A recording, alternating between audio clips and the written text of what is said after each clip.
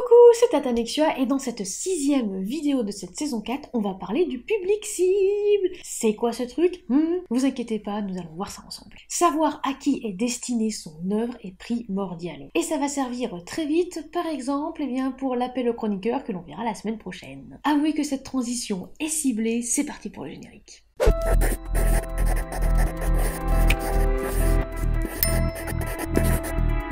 Parlons définition. Public cible, c'est quoi? Il faut aller un petit peu farfouiller dans les recherches d'Ecosia, ou Google si vous n'aimez pas planter les arbres, pour justement définir correctement ce que l'on veut. Le public cible, c'est l'objectif, le public visé par une publicité ou une étude de marché. Le synonyme, c'est l'objectif. C'est à partir de la définition du public cible que des stratégies orientées et affirmées peuvent être développées avec de bonnes chances de résultats positifs. Ouais, effectivement. Le public, ça va être un groupe de personnes, dans notre cas des lecteurs, pourquoi pas qui vont partager leur amour fou pour un genre littéraire spécifique. Ça peut aussi être la tranche d'âge. Si votre livre est jeunesse, il va bien sûr s'adresser aux enfants ou aux adultes qui ont des enfants dans leur entourage. Ça peut aussi être le niveau socio-économique, etc. Et plus précisément, Tata. Oui, alors c'est peut-être un petit peu flou justement cette notion de public cible, mais ne vous inquiétez pas, ne quittez pas la vidéo, tout cela va bientôt s'éclaircir. D'après Alexandre Bosna, voir les liens dans les sources, l'idée du public cible est d'avoir une segmentation du marché permettant de dessiner une communication plus objective. Après tout, imaginez si vous voulez justement vendre un objet, peu importe lequel, et que vous vous dites « Ah bah non, mais moi je veux le vendre à tout le monde ». Non, ça n'ira pas. Tout simplement parce que tout le monde n'a pas forcément besoin de cet objet que vous voulez vendre. Donc il faut vraiment éviter ce genre de stratégie où il n'y a aucune direction ni orientation marketing. Et vous savez, il faut justement éviter le fameux « tirer partout sans toucher personne ». Pour les livres, ce serait par exemple, vous essayez de vendre un livre érotique à des parents qui sont en train de se disputer parce qu'ils n'arrivent pas à déplier la poussette dans un salon. Non, ça sent pas du tout le vécu. Alors oui, effectivement, ce sont peut-être des gens qui vont être intéressés par votre ouvrage, mais c'est pas le moment. Bien pour ça justement que j'ai pris cet exemple. Il y a tout à prendre en compte. Il y a le moment, est-ce que c'est opportun ou pas? Et effectivement, est-ce qu'ils vont y être intéressés? Par conséquent, définir un public cible, c'est cibler les bonnes personnes, c'est-à-dire celles qui vont vraiment être intéressées par votre livre. Sachez que dans les CL où je travaille, je rappelle que CL c'est comité de lecture, soit on a demandé à l'auteur au préalable de justement nous indiquer le public cible qu'il avait en tête, soit c'est à nous de le définir. Et ça peut très bien être justement soit une tranche d'âge, soit au contraire on va dire ok ça peut être pour des personnes plus on va dire romance douce, ça peut aussi être du feel good, ce n'est pas à prendre à la légère. Comment on fait? Posez-vous la question à qui vous voulez destiner votre livre. Je vous rappelle qu'on ne s'adresse pas à un enfant de 8 ans comme on s'adresse à un adulte qui en a 45. Et c'est pareil aussi qu'il s'agisse d'un politicien ou d'un banquier. Coucou super banquier. Pourquoi? Eh bien ce sont les règles implicites de communication. On va adapter son langage à la personne en face, à son interlocuteur. Et c'est normal, on le fait même presque naturellement. Côté communication, tout le monde n'est pas comme vous et on ne pense pas la même chose en fonction d'un sujet ou d'une actualité ou même d'un genre littéraire. Et c'est normal. Un exemple assez parlant que j'ai trouvé dans un article, ce n'est pas parce que nous partageons nos croyances avec les 20 personnes de notre entourage et avec les 10 derniers auteurs que l'on a choisi de lire que tout le monde pense la même chose. Et du coup que tout le monde est d'accord avec nous. Je pense que vous voyez aussi où je veux en venir, ça va être un point aussi que je vais reprendre plus tard par rapport à comment faire face aux critiques, qu'elles soient positives ou négatives. C'est normal, vous ne pourrez pas plaire à tout le monde. Pour revenir au public cible, on peut rêver avec un personnage qui a une vie qui nous est inaccessible, membre de la royauté, yacht, caviar tous les soirs. S'identifier à monsieur, madame, tout le monde, bref, l'âge, l'origine de vos héros, ça va impacter votre public cible. Si vous écrivez un livre pour enfants, votre héros ou héroïne doivent avoir le même âge que le public ciblé. C'est aussi bien plus pratique pour les enfants de s'immerger dans une histoire. Si vous écrivez pour le grand public, soit vos personnages viennent d'un milieu social ordinaire et leurs parents c'est monsieur, madame, tout le monde, soit vous mettez des paillettes dans la vie de vos lecteurs. Mais attention! Tout le monde ne rêve pas de vivre dans une grande maison avec plein de serviteurs et du homard bleu breton à tous les repas. Eh oui, il faut y penser. Petite astuce, je pense que vous avez remarqué dans pas mal d'ouvrages, surtout si vous lisez beaucoup, qu'à chaque fois en fait, les héros et héroïnes, donc les protagonistes, s'ils ne sont pas ordinaires, tuez-les-lu. Ils auront toujours un ami, coéquipier, un frère, une sœur, qui eux seront beaucoup plus ordinaires et qui seront peut-être même confrontés à des problèmes qu'on va dire dans le monde réel, ou même dans le monde quotidien, on peut justement avoir fait face. Non, ce n'est pas pour rien. Pourquoi ? Parce qu'il faut qu'il y ait un ancrage avec la réalité pour pas qu'on se dise bon d'accord ok elle est magnifique, sa vie elle est géniale mais je pourrais jamais atteindre ça. Non, il faut vraiment faire voyager le lecteur et se dire mais si c'est possible pour lui et pourtant lui c'est peut-être quelqu'un d'ordinaire donc ça peut être possible pour toi. Ça reste rare puisque souvent le personnage protagoniste est normal et va soit devenir extraordinaire, soit on se rend compte qu'il est extraordinaire ou qu'il a un destin hors du commun et on peut y croire. Un exemple ? Harry Potter, ça a touché un large lectorat. Clairement, ça peut toucher autant des enfants, des ados que des adultes. Pourquoi ? Parce que l'univers ne s'adresse pas justement uniquement à des ados, des enfants ou des adultes. Il y en a absolument pour tout le monde. Et non seulement vous voyez des préadolescents et des adolescents qui vont grandir, mais vous voyez aussi leurs frères, leurs sœurs, leurs parents, leurs professeurs, etc. Oui, d'où l'intérêt justement de bien penser à ces personnages avant, puisque ça peut avoir un impact considérable. Alors on m'a souvent critiqué quand, dans ma vidéo justement sur l'écriture, j'expliquais que je réfléchissais pour qui j'écrivais. Alors oui, forcément avec le recul, c'était un petit peu maladroit cette formulation, puisqu'évidemment de base j'écris pour moi, puisque ça me libère, ça me fait du bien de coucher les mots sur le papier, mais une fois que je relis, je m'interroge vraiment sur le public cible. Oui, parce que alors je dis pas « Ouais tiens, aujourd'hui je vais écrire pour les 15-20 ans, allez c'est parti, j'écris, on se revoit dans 3 semaines !» J'ai pas mal de bouquins dans mes tiroirs et je me pose toujours la question à qui je vais les destiner. Est-ce que justement ça va plutôt être un public, on va dire 15-25 ans? Est-ce qu'au contraire ça va être un public beaucoup plus adulte? Est-ce que ça va être pour absolument tout le monde? Mais à ce moment-là, il faut vraiment que j'ai pas mal de personnages bien profonds pour qu'on puisse s'identifier. C'est pas du tout anodin. Et même quand je posais la question, alors toi, à qui tu destines ton ouvrage? Souvent les gens me répondaient, à tout le monde, voyons, pourquoi? Non justement, il va vraiment falloir cibler. Si vous n'êtes toujours pas convaincu, c'est parti pour la petite citation que j'ai trouvée sur le blog de Julien Hirt. J'ai trouvé ça pas mal, je le cite. On peut trouver ça désolant d'un point de vue philosophique. Mais c'est un fait. En salon, petite parenthèse, je le rejoins complètement là-dessus puisque j'observais aussi la même chose, je constate qu'une moitié de mes lecteurs correspondent à ce profil. Comme la protagoniste de mon roman, ce sont des jeunes femmes entre 13 et 20 ans. Qu'on le veuille ou non, il existe donc un mécanisme d'identification entre les personnages principaux du roman et le lectorat qui génère des attentes sur la nature du roman en elle-même. Même si vous n'avez jamais songé à avoir en tête un type de lecteur spécifique, effectivement vous n'allez pas non plus vous réveiller, tiens ce matin, ah oui tiens je sais très bien à quel type de lecteur ça va aller. Non évidemment. La cible va se localiser d'elle-même en fonction de certains éléments que vous incluez dans votre roman. Il est possible de lutter contre cette tendance, oui effectivement on en reparle toujours de ce formatage, de se situer délibérément en porte-à-faux avec elle. Mais cela va réclamer un effort de la part de l'auteur ou de l'éditeur également, et même aussi du lecteur pour tordre le cou aux idées reçues. Effectivement, vous pouvez, y a aucun problème, mais vous allez avoir du mal parce que vous allez aller à contre-courant. Ça peut très très bien marcher, ça peut être une stratégie mais du tonnerre, et à contrario, ça peut aussi être un échec. Alors pour revenir effectivement à ce que disait Julien Hirt, je trouve ça très juste. Pour être allé dans plusieurs salons, pas forcément littéraires, des fois c'était justement des festivals, et par exemple le festival du film fantastique à Audincourt, ça se vérifie. Dès que je donnais l'âge de mon héroïne, donc Maria par exemple 16 ans pour le roman La magie du destin, tout de suite les personnes on va dire adultes n'étaient plus à dire « Ah ouais, ce roman m'intéresse beaucoup », mais changer de discours pour dire Ah mais finalement c'est peut-être pas mal pour ma fille ». Vous voyez comme le discours a changé. Pour Attrape-moi, c'est pareil, le seul justement petit salon que j'ai fait, il y a un homme justement qui est venu, qui était très intrigué par la couverture et le résumé de l'ouvrage. Je rappelle effectivement, il y a les 2 personnages principaux sur la couverture. Et j'ai bien compris que si je ne parlais que de Morgane, il n'allait pas vraiment être intéressé ou intrigué. Il fallait effectivement que je parle de Mathieu, et là ça lui a tout de suite fait tilt, ça s'est vu excitant sur son visage. Oui, alors pour décoder justement, on va dire un petit peu les codes faciaux et autres des gens, on verra, peut-être que ça fera l'objet d'une vidéo. Là je me suis vraiment dit, banco. Et effectivement après, il l'a acheté. Parce qu'il était curieux, non pas de l'histoire de Morgane, mais celle de Mathieu. Bon, maintenant que vous avez à peu près compris normalement ce que c'est que le public cible, c'est bien. Maintenant, il va falloir analyser le public cible. Bon, vous commencez à me connaître depuis le temps, j'adore l'expérimentation. C'est un petit peu ma fibre scientifique qui ressort en moi. Et au moment de lancer une étude pour une autre vidéo, je me suis rendu compte d'une chose, le contenu est aussi important que le contenant. Oh là, arrête de nous parler arménien. Parev, lavem, chenor, agalotium.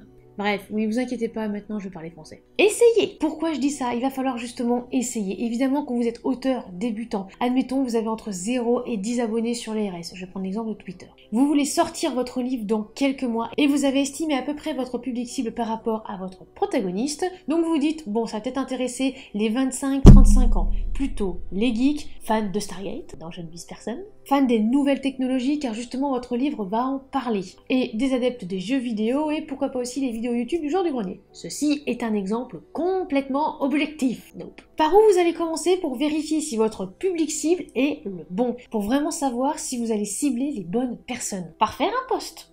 Présentez-vous, dites que vous allez justement sortir un livre, parlez justement des thèmes que vous allez aborder. Si vous avez déjà fait le résumé, mettez-le, illustrez-le. N'oubliez pas que les images, c'est très important pour les réseaux sociaux. Bref, vous êtes auteur ou autrice, il va falloir le montrer. Ensuite, checkez les personnes intéressées et intéressantes pour vous. Ça ne sert à rien de s'abonner à Jackie qui a 2 abonnés et qui a poil sur sa photo de profil. Vous avez des personnes qui tiennent des listes safe aussi d'auteurs sur Twitter, ça peut un petit peu vous aiguiller. Ou aussi tout simplement les recherches avec le hashtag auteur. Une longue liste apparaît, et là, qu'est-ce que vous faites? On prend du recul. Regardez les fils de ces auteurs, vous savez justement leur profil. Certains vous intéresseront peut-être, et pas forcément aussi pour de potentiels lecteurs. Ça peut très bien être parce que vous vous dites, ah bah tiens, j'ai l'impression qu'on va avoir les mêmes goûts, qu'on va peut-être s'intéresser aux mêmes choses, pourquoi pas, ça peut très bien aussi me faire une connaissance, et puis plus tard, un ami qu'on rencontrera peut-être sur les salons, pourquoi pas. Et puis pour d'autres, la stratégie va être vraiment de cibler les lecteurs potentiels. Ça, c'est à vous de voir. Et puis vous allez voir aussi parfois des personnes qui ne vont pas vous intéresser, entre guillemets, vous n'avez pas le feeling.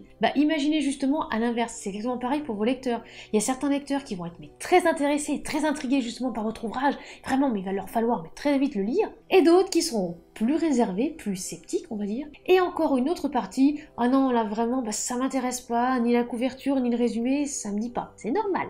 Alors tiens, c'est parti. Ah tiens, voyez une personne qui correspond un petit peu à votre public cible. Et bingo, il y a du contenu intéressant, abonnez-vous. N'attendez pas un follow back en revanche, je mets un hola tout de suite. Même moi, je ne follow back que les comptes qui m'intéressent. Si vous êtes auteur, il y a de fortes chances pour que je vous suive, parce que j'aime bien justement suivre tous les auteurs. En revanche, si c'est un compte politique, je ne le suivrai pas. Bon, alors admettons, vous avez réussi à trouver une centaine de personnes, c'est pas mal. Souvent, on vous a follow back aussi parce que ce que vous avez mis, votre présentation et peut-être votre contenu, si vous avez fait par exemple 2-3 tweets, était intéressant. C'est bien, c'est un bon début. Maintenant, il va falloir voir si ça tient la route. Définissez votre message. On vous suit, c'est bien, mais désormais, c'est vous qui allez faire votre réseau, votre réputation. L'Haricot, d'ailleurs, au passage, on a un petit peu aussi parlé sur son site. Le réseau social, ce n'est qu'un outil, c'est vous qui le faites, en fait. C'est vous qui forgez, justement, ce que vous en voulez. Et c'est pareil pour le public cible. Si ce n'est pas le bon, vous allez le voir tout de suite. Comment? Eh bien, par exemple, postez une image avec le titre de votre ouvrage, pourquoi pas la couverture, si vous êtes en période de cover revolt, et demandez aux autres ce que ça leur inspire. Si vous n'avez absolument aucune réaction, absolument rien, peut-être même justement en taguant certaines personnes, c'est qu'il y a un couac. C'est aussi une technique pour voir si tout fonctionne. Voir les vidéos précédentes, entre le titre, la couverture et tout ça. Définissez votre message, ce sera votre identité. Et vraiment, soyez naturel. Je le mets justement en petit sous-titre de définissez votre message. N'en faites pas des caisses si ce n'est pas vous. J'adore par exemple les gens, mais il suffit d'un couteau dans le dos pour que je braille de mon existence. Je mets des cœurs tout le temps car pour moi, apporter du positif, ça me motive, ça me booste, c'est ce qui me fait aussi me lever le matin. J'adore justement me dire, ah c'est bon, je m'étire, je vais aller maintenant réveiller les autres. Voir les gens sourire, ça me fait du bien. Vous réveillez de bonne humeur aussi. Mais si vous en avez bien rien à fiche, eh bien effectivement, ne le faites pas, puisque vous allez aller à contre-courant, on va dire, de votre nature, et comme dirait le dicton, le naturel revient au galop. Donc soyez vous-même, trouvez votre identité. Si par exemple votre compte, vous voulez vraiment qu'il soit pro-livre, vous ne parlez absolument que de vos livres. À ce moment-là, ne parlez que de vos livres. Peut-être de temps en temps un petit peu vous, si jamais vraiment vous avez soit un coup de mou, si vous avez un peu besoin d'une motivation là tout de suite, ou au contraire vous avez envie de parler de quelque chose qui vous intéresse, d'accord. Mais si vous avez décidé que votre compte c'était full livre, si vous avez effectivement 95% de posts qui parlent du livre, très bien. Et si au contraire ça ne vous plaît pas, si au bout de 3 semaines, mais vous y allez à reculons sur votre compte, que vous avez pas envie en fait. Si vous n'avez pas envie, ça va pas. Ne vous forcez pas justement à faire quelque chose que vous n'aimez pas, ça va craquer au bout d'un moment, ça va pas le faire. Faites vraiment quelque chose qui vous plaît. J'ai eu récemment une personne qui voulait justement des conseils pour lancer sa chaîne YouTube, je lui en ai donné, et puis finalement elle s'est rendue compte que ça ne lui correspondait pas. Ça n'allait pas du tout, elle n'aimait pas ça en fait, c'était pas elle. Donc soit elle est pas prête, soit c'est vraiment pas ce qu'elle veut, ben c'est pas grave. Elle a testé quelque chose, elle s'est rendue compte que ce n'était pas du tout dans sa nature et que ce n'était pas ce qu'elle voulait faire, et ben c'est pas grave, allez hop, let's go, get out le projet qui ne va pas et on enchaîne sur un autre. Certains pourraient me dire, oui mais moi je préfère me créer un personnage. Très bien, faites-le. C'est exactement ce que je fais avec Tata Nexua. J'ai préféré justement mettre en avant Tata Nexua pour que ce soit, on va dire, plus objectif et non pas Maritza, l'autrice hybride qui écrit des livres. D'autres préfèrent un pseudo, carrément des fois des personnages de leur bouquin ou autre, peu importe. Il y en a aussi peut-être qui vont décider de parler de leur univers et peut-être que leur adresse justement sur les réseaux sociaux, ça va être leur univers. C'est vous qui choisissez en fait, hein. Il n'y a pas vraiment de règles là-dessus. Il faut que ça vous corresponde. S'il y a vraiment une condition sur laquelle mais je serai plus dur qu'à la roche, c'est ça. Il faut que vous soyez vous-même. Posez-vous effectivement la question, que voulez-vous? Alors, si vous me répondez 10K abonnés, nope. Pourquoi? Déjà parce que 10K d'abonnés, ça se construit avec le temps, première chose. Et deuxième chose, ce n'est pas parce que vous allez avoir 10K d'abonnés que vous allez avoir tous les jours 10K de likes et 10K d'interactions. Pas du tout. L'important, ce sont les interactions que vous avez avec les gens. Les likes, à la limite, on verra ça plus tard au niveau des réseaux sociaux, mais des fois, il y a des personnes qui peuvent liker, soit par automatisme, soit des fois qui vont peut-être même pas lire justement ce que vous allez mettre. Ce qui est vraiment important, c'est les interactions, surtout les interactions qui s'intéressent à ce que vous avez mis. Si vous avez justement mis un extrait de votre livre et que dans les interactions, tout le monde parle d'autre chose que de votre extrait, problème. Et ça, effectivement, ça se construit avec le temps. C'est pour ça qu'il faut vraiment avoir une stratégie de communication bien en amont de la sortie de votre livre. Et oui, ça se travaille un petit peu des mois à l'avance. Si par exemple votre livre vient là de sortir ou qui va presque sortir et que vous avez oublié de faire ça, vous n'y avez pas pensé ou autre, c'est pas grave. À ce moment-là, vous pouvez commencer juste avant la sortie de votre livre. Mais ça risque effectivement d'être difficile pour démarrer. Mais c'est pas grave. N'oubliez pas que vous allez aussi après avoir les salons, vous allez aussi avoir les appels aux chroniqueurs. Et oui, je rappelle, on en parle la semaine prochaine. Tout ça, ça peut rebooster non seulement les ventes, mais aussi vous-même. La confirmation, la remise en question des cibles. On revient sur notre public cible. Admettons que vous étiez basé sur une tranche d'âge et vous vous rendez compte que c'est plutôt finalement les quadras qui sont attirés par votre univers. C'est pas grave, mais il va falloir y penser. Surtout en salon, ça peut se repérer si vous envoyez justement zioter votre univers, zioter votre stand, et hop, pour lancer la canne à pêche. Et oui, c'est aussi pour ça qu'on verra un petit peu plus tard à quel point l'attention et on va dire l'ouverture vers les autres est très importante. Et je dis ça alors que je suis timide aussi. Vous pouvez très bien avoir du recul, prendre du recul on va dire par rapport aux personnes qui passent dans le salon et repérer rapidement ceux qui pourraient être intéressés par votre ouvrage. C'est bien pour ça que tout à l'heure j'ai dit qu'il fallait vraiment cibler les bonnes personnes. Oui, tout le monde ne sera pas intéressé par votre thriller, par votre romance, par votre polar, par votre livre aussi tranche de vie. Et en plus aussi, pensez à l'énergie qu'il va falloir dépenser. Cela ne sert à rien de resservir le même discours à tout le monde. Il va vraiment falloir cibler. Ça va se faire avec le temps, vous inquiétez pas. Et pour bientôt finir, ça ne sert pas qu'aux lecteurs, cette idée de public cible, mais aussi les chroniqueurs. Bah oui, parce que si votre public cible, ce sont les quadras, fans de nouvelles technologies et de SF, allez-vous demander à un chroniqueur de 18 ans spécialisé dans la romance, qui en chronique mais 3 par semaine, et qui chronique qu'un roman SF une fois par an. Alors oui, vous pouvez très bien lui envoyer, il aimera peut-être l'ouvrage. Mais aussi également, il peut ne pas aimer le livre et dire dans sa chronique « Alors c'est une lecture qui est pas mal, mais qui n'est pas faite pour moi ». Au contraire, vous pouvez trouver un chroniqueur ou une chroniqueuse âgé de 18 ans, fan de SF, qui aura peut-être un petit peu de mal à rentrer dans la peau du protagoniste, si par exemple c'est un quadra ou c'est quelqu'un, on va dire, de plus âgé qu'elle. Mais si vous avez bien joué votre coup, on va voir l'exemple d'Harry Potter que j'ai cité plus haut, le chroniqueur ou la chroniqueuse pourra s'identifier à un autre personnage. Oui, ça compte, c'est bien pour ça qu'à part le protagoniste, il faut vraiment soigner les personnages principaux et secondaires, voire aussi les persos Z, comme j'appelle dans mon jargon. C'est très important. Il faut pas juste se concentrer sur le protagoniste ou par exemple sur son meilleur ami ou sur sa meilleure amie, puisqu'après ça va être un petit peu compliqué si jamais on n'arrive pas à rentrer dans le bouquin et qu'on n'arrive pas du tout à accrocher à un personnage, on décroche et là ça va plus. En bref, on ne néglige pas le public cible. Je sais, c'est un petit peu compliqué et ça ne vous parlera peut-être pas forcément dès le départ, mais ça va se faire avec le temps. Vous allez voir qu'au fil des mois, des années, des salons, de vos expériences, vous allez identifier plus facilement les personnes qui pourraient être intéressées par vos univers. Votre livre ne plaira pas à tout le monde et parler à tout le monde finalement c'est ne parler à personne. Ne vous inquiétez pas pour ça, il y a des gens qui vont adorer, des gens qui ne vont pas aimer, c'est pas grave, c'est normal. On pourrait même presque dire c'est le jeu. Ce qu'il faut faire, identifier le public cible. Commencez par extraire les infos de votre univers, tester, expérimenter, car évidemment chaque être est unique, chaque ouvrage est unique, c'est votre univers que vous avez créé. Donc c'est normal qu'il va aussi y avoir un petit temps d'adaptation, les personnes ne vous connaissent pas si vous êtes auteur débutant. Il va vraiment falloir aller vers les autres. confirmer ou infirmer le public cible. Si votre livre n'attire finalement pas, ou alors vous vous étiez fixé des objectifs, vous n'avez pas réussi à les atteindre, ou est-ce que ça a merdouillé? C'est très important de se remettre en question. Pour vous donner un petit exemple, pour peut-être que ce soit plus clair, La magie du destin, le S1 tome 1, c'est un ouvrage particulièrement violent et qui critique, on va dire, certains thèmes un peu chaud bouillant, on va dire ça comme ça. C'est effectivement pas un ouvrage que je vais recommander à tout le monde, mais pas du tout. Il y a même effectivement des lecteurs qui m'ont dit « Ah oui, mais il m'intéresserait bien celui-là », je leur ai dit « Non, désolé, mais je préfère, on va dire, te conseiller une autre de mes sagas qui va vraiment plus te plaire, plutôt justement qu'un livre que je sais que tu vas l'acheter, mais que finalement ça va pas te plaire, et la personne risque de décrocher. » C'est dommage, parce que c'est pas le but du tout. Le but c'est quand même qu'on les fasse voyager et qu'ils passent du bon temps avec nous. Alors oui aussi, on pourra peut-être aussi se tromper, peut-être même des personnes qui vont dire « Si, moi il y a aucun problème, la violence, tout ça, moi ça me va très bien. » Et puis finalement, on s'aperçoit qu'au bout de quelques pages, ils ne peuvent plus tenir, parce que finalement c'est trop. Ça aussi, ça arrive, ce n'est pas grave. Restez positif. Peu importe le résultat. Vous ferez peut-être des erreurs, c'est pas grave, l'important c'est de se relever. Tomber dans un fossé, tout le monde l'a fait de toute manière. On l'a tous fait au moins une fois. Est-ce que c'est grave? Non. Oui, ça peut peut-être faire mal un petit peu au début, ou peut-être avoir des bleus et tout ça. D'accord. Mais finalement, l'important c'est de se relever. De se dire, ok, j'ai fait cette erreur-là, qu'est-ce qu'il faut faire maintenant pour ne plus la faire? Et vous allez voir aussi que ce conseil va bien vous aider à gérer aussi les critiques sur votre ouvrage. Prenez du recul, détachez-vous de vos univers. Même si je sais, c'est compliqué. Voilà, c'est la fin de cette vidéo sur le public cible, j'espère qu'elle vous aura plu. La semaine prochaine, on va s'attaquer aux appels à chroniqueurs, parce qu'il y en a beaucoup qui m'ont effectivement demandé comment faire pour avoir des chroniqueurs sur un ouvrage. Est-ce qu'il faut plutôt que les chroniques sortent avant la sortie, juste avant la sortie, au moment de la sortie, ou après? On en parlera la semaine prochaine. Vous allez voir, la ligne sera souvent occupée. Appel au chroniqueur, téléphone, tout ça. En attendant, n'oubliez pas de vous abonner, de lâcher un like ou un commentaire, ça nous fait toujours plaisir et j'adore en plus nos échanges. Si vous souhaitez nous soutenir, c'est le moment de vous rendre sur Utip ou Tipeee et vous pourrez même apparaître dans le générique de fin justement des vidéos. Et en attendant la prochaine, soignez votre plume.